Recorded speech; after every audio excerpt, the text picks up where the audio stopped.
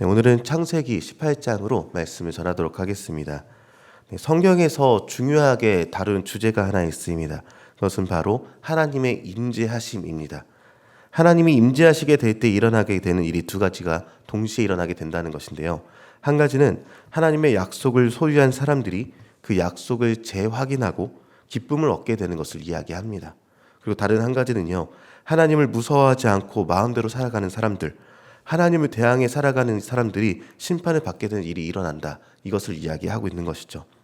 창세기에 지금까지 읽어왔지만 조금 앞부분을 보면요, 아담과 하와가 선악과를 먹는 죄악을 저질렀을 때 하나님의 임재하심 앞에서 두려워했습니다. 가인 역시도 하나님의 임재하심 앞에서 두려워했고요. 그러나 아담과 하와가 나뭇잎으로 겨우 자신의 수치를 가리려 했지만 그렇게 하지 못했을 때 하나님은요, 가죽옷을 만들어 주셔서 그들의 수치를 가려주시는 은혜도 있었습니다. 또한 조금 지나서 노아의 시대를 돌아보아도 하나님이 임재하셨을 때 모든 사람들이 악할 뿐임을 보시고 한탄하시며 세상을 심판하셨습니다. 그러나 하나님을 의지하던 자, 당대의 완전한 자 노아에게 구원을 주셨던 것이죠. 약속을 주셨고요. 조금 더 지나서 창세기 11장 바벨에서도 마찬가지였습니다. 당시의 모든 사람들이요, 하나님의 명령, 온 땅에 흩어져 살면서 하나님의 이름으로 세상을 다스리는 것에 저항해서 모여서 자신의 이름을 낼 국리를 하게 될 때 하나님께서 임재를 하셨습니다. 그리고 그들을 심판하시고 셈족의 계보를 통해서 아브라함을 주셔서 하나님의 구원의 방법과 약속을 이뤄가시는 것을 우리는 계속해서 읽어왔습니다. 마찬가지로 오늘 본문은요, 하나님의 임재를 다루고 있습니다. 우리가 읽은 창세기 18장 1절과 2절을 보면요, 아브라함의 가정에 세 사람이 방문했다라고 기록하면서 시작하고 있습니다. 여기서 나타난 세 사람에 대해서 첫 부분에서는 명확하게 알려주고 있지 않지만 본문에서는 어느샌가 세 사람이라는 명칭에서 여호와 하나님께서 아브라함에게 말씀하셨다, 이 내용을 다루면서 아브라함에게 나타난 세 사람 중에 여호와 하나님이 계시다라는 것을 은연중에 알게 하고 있습니다. 중요한 것은 하나님께서 아브라함의 가정 가운데 임재하셨다는 것입니다. 그리고 아브라함이 극진히 대접하였습니다. 중요한 것이 있죠. 하나님이 아브라함에게 사람 모양으로 그분 자신을 나타내신 것 자체가 매우 의미가 있다는 것입니다. 하나님이 사람의 수준으로 자신을 낮춰서 나타나신 것을 얘기하는 것이죠. 아브라함과 교통하시려고요. 친밀한 교제를 하시려고요. 아브라함에게 그동안 약속을 주신 주님은요, 친근한 교통 가운데 약속을 다시 한번 재확인하시면서 위로를 주셨던 것입니다. 하나님의 임재는요, 사람에게 위로가 될 수밖에 없습니다. 이유가 있습니다. 내가 할 수 없는 일을요, 온 세상의 창조주이신 하나님은 하실 수 있기 때문에 위로가 되는 것이죠. 우리는 세상의 질서를 보면서 그 질서로서 세상을 판단해 왔습니다. 앞으로도 판단해 가기 쉽고요. 우주 공간을 모르는 사람에게 있어서 물은 위에서 아래로 떨어진다는 것이 질서이고 진리일 것입니다. 누군가 물이 허공에 그대로 있을 것이다 라고 말한다면요, 말이 안 된다라고 얘기하는 것이죠. 내가 아는 질서에는 물이 허공에 있는 것 자체가 말이 안 되니까요. 그런데 중요한 것은요, 질서를 세우신 분 앞에서는 내가 아는 지식은 아무것도 아니라는 것입니다. 오늘 본문에서 사실 사라가 이 같은 우를 범했습니다. 자신이 아는 질서 안에서는 하나님께서 말씀해 오신 것들이 말이 안 된다라고 생각했던 것이죠. 하나님께서 아브라함 가정에게 나타나셔서 위로의 말씀을 전해주셨습니다. 그동안 약속을 듣고 기다리나 고생했다고요. 그리고 이제 고생했으니 상을 줄게, 내년 이맘때에 아들이 있을 것이다 라는 하나님의 위로가 있었습니다. 그러나 이에 대해서 사라는 좀 다르게 반응했습니다. 그 내용이 오늘 본문 10절부터 12절까지 다루고 있는데요, 제가 10절을, 여러분이 11절을, 함께 12절을 읽어보도록 하겠습니다. 그가 이르시되 내년 이맘때 내가 반드시 내게로 돌아오리니 내 아내 사라에게 아들이 있으리라 하시니 사라가 그 뒤 장막문에서 들었더라.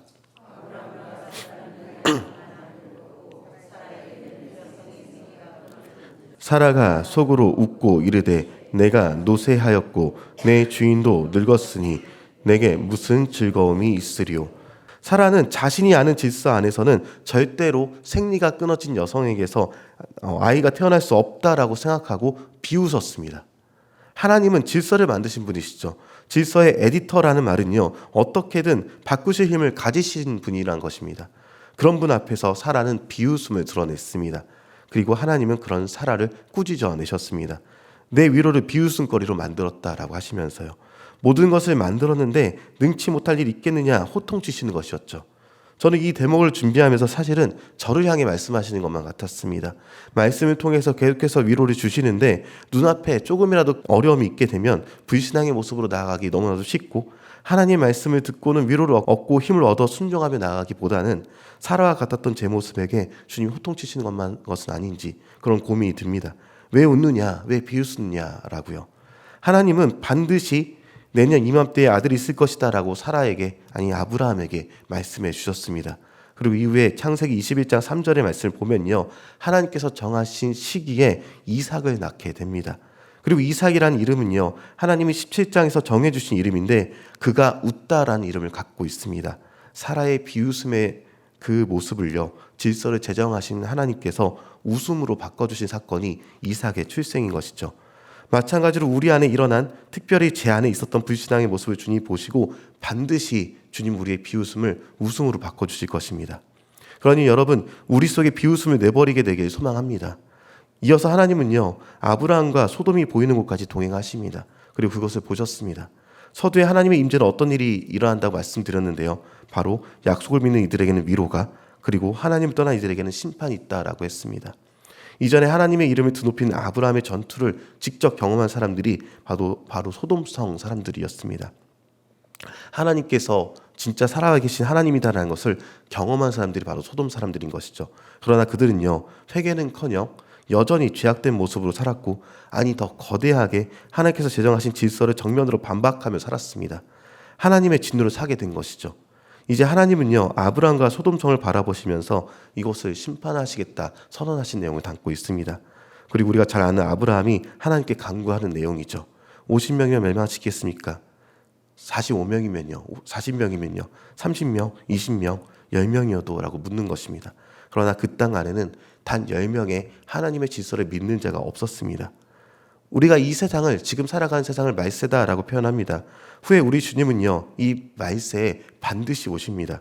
오셔서 믿는 자들에게 위로를 주시면서 우리의 연약한 비웃음을 웃음으로 바꿔주시는 놀라운 일들을 경험하게 될 것이면서, 동시에 의인이 없는 땅에 하나님의 의가 일어나게 되고 심판이 일어나게 될 것입니다.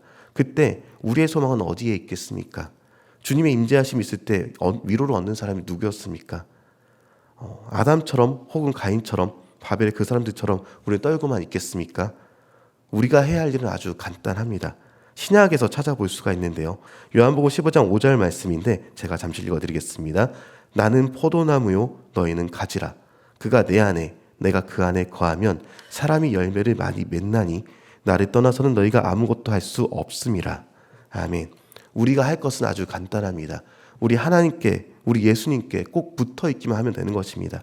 다른 것이 아니라 주님께 붙어 있어서 주님께서 공급해 주시는 위로와 사랑을 먹고 삶으로 열매를 나타내는 것이 우리가 해야 될 아주 간단한 일인 것입니다.